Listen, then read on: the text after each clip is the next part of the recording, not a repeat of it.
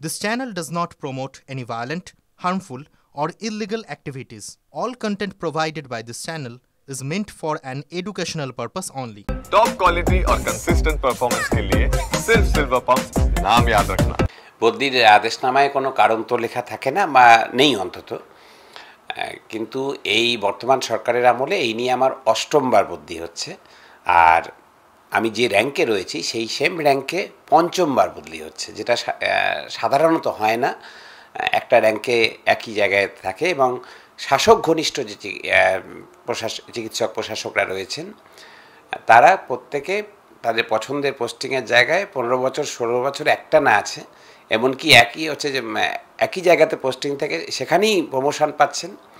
আমাদের হচ্ছে যে প্রমোশন দেবে না, বদলি করবে বারংবার। তার কারণ হচ্ছে আমরা দুর্নীতির বিরুদ্ধে কথা বলি, স্বাস্থ্য দপ্তরের যে সীমাহীন দুর্নীতি সেটা নিয়ে একাধিকবার কথা বলি, জনবিরোধী নীতি, চিকিৎসক বিরোধী নীতির বিরুদ্ধে সোচ্চার হই, তিলোত্তমার বিচারের দাবিতে পথে নেমেছি আমরা, থ্রেড কালচারের বিরুদ্ধে আওয়াজ তুলেছি।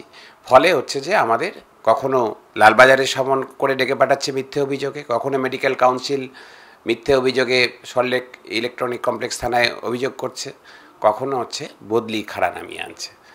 এবং এটা আমার পুরো আক্রমণ, অর্থাৎ ব্যক্তি সুবর্ণ গোস্বামীর উপর আক্রমণটা বড় বিষয় নয়, সামগ্রিকভাবে চিকিৎসক সমাজের উপরে যে আক্রমণ, সামগ্রিকভাবে প্রতিবাদী নাগরিক সমাজের উপরে যে আক্রমণ, যে প্রতিহিংসা, যে হয়রানিমূলক পদক্ষেপ সরকার নামিয়ে আনছে, এটা তারই অঙ্গ হিসাবে দেখছি।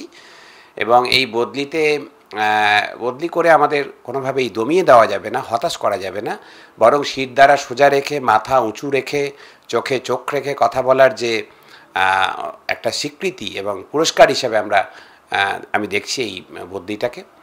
কোনোভাবেই যে আন্দোলন, বিচারের দাবিতে আন্দোলন, এই বদলির ফলে তা দুর্বল তো হবেই না, বরং আরও তার তীব্রতা বাড়বে।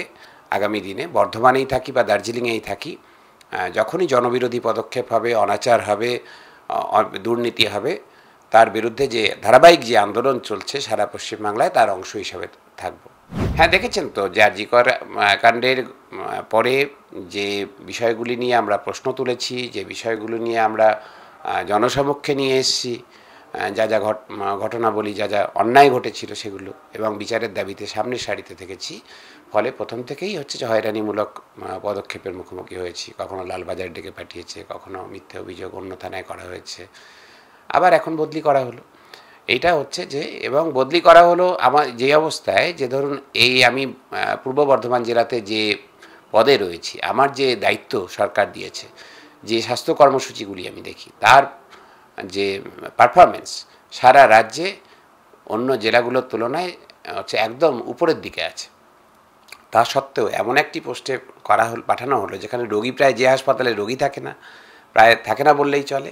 দ্বিতীয়ত হচ্ছে যে ওই পোস্টটি আমার র্যাঙ্কের পোস্টই নয়, ওটা হচ্ছে আমার লোয়ার র্যাঙ্কের একটি পোস্ট। ফলে হচ্ছে যে যেটা আইনত করতে পারে না সরকার। তো এইসব বিষয়গুলো রয়েছে, আমরা এটার জন্য প্রস্তুত। মানে বদলিযোগ্য চাকরি যে কোনো জেলাতেই গিয়ে চাকরি করতে পারি। এর আগে 11টা জেলায় গিয়ে চাকরি করেছি, আরও বাকি জেলাগুলোতেও চাকরি করতে আমার ভালোই লাগবে, অসুবিধা কিছু নেই। কিন্তু এই যে প্রতিহিংসামূলক আচরণ, এটার বিরুদ্ধে প্রতিবাদ জারি থাকবে। ব্যক্তি সুবর্ণ গোস্বামী কোনো বিষয়ই নয়, কারণ হচ্ছে যে আমরা যারা সংগঠিত চিকিৎসক আন্দোলনের কর্মী হিসাবেই আমরা আন্দোলনে থাকি, সামগ্রিকভাবে প্রতিবাদী নাগরিক সমাজ, প্রতিবাদী জনগণ তার অংশ হিসাবেই থাকি। আমার উপর একার উপরে আক্রমণ নেমে আসছে এরকমটা নয়, আক্রমণ বহু নানাভাবে চলে আসছে। কখনো যাদবপুরের ছাত্র গাড়িতে পিষে মেরে দেওয়ার চেষ্টা হচ্ছে, দেউচা পাচামিতে আদিবাসী মানুষকে হচ্ছে যে তাদেরকে মারধর করে বাড়িতে ঢুকিয়ে দেওয়া হচ্ছে, বিভিন্ন জায়গাতে বিচার পাচ্ছে না, নারীরা ধর্ষিতা হচ্ছেন, দলীয় রাজনৈতিক দলের অফিসে ডেকে নিয়ে গিয়ে ধর্ষণ করছে মহিলাদের।